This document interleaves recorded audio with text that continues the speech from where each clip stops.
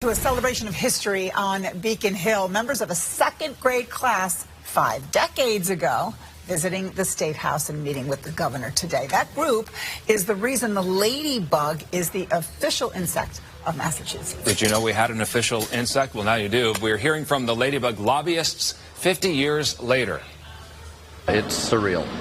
Whoever thought 50 years later that we would be back here doing full circle on the ladybug? Members of a historic second grade class at the John F. Kennedy Memorial School in Franklin returning to the State House today. That class was responsible for the ladybug being named the official insect of Massachusetts 50 years ago. Today, they were welcomed back by Governor Maura Healey to celebrate their accomplishment half a century later. It's amazing how huge everything looked when we were tiny and how almost shocking it was to leave our little town, come into the city, be in this amazing building.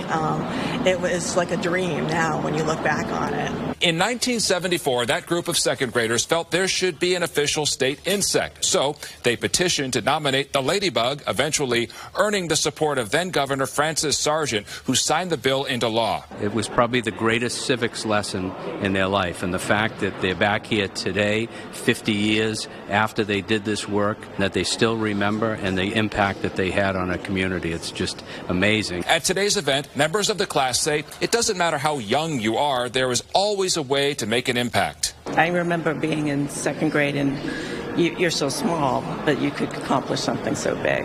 And I think that's very important. This project even inspired one class member to work in government. To recreate, an event that happened 50 years ago that inspired me to serve in government, and just the warmth and the love I have for the kids that I grew up with and went to school with. It's so fun to be here.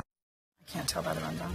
Additionally, State House visitors are now given a booklet called The Ladybug Story, which uses this story to illustrate how a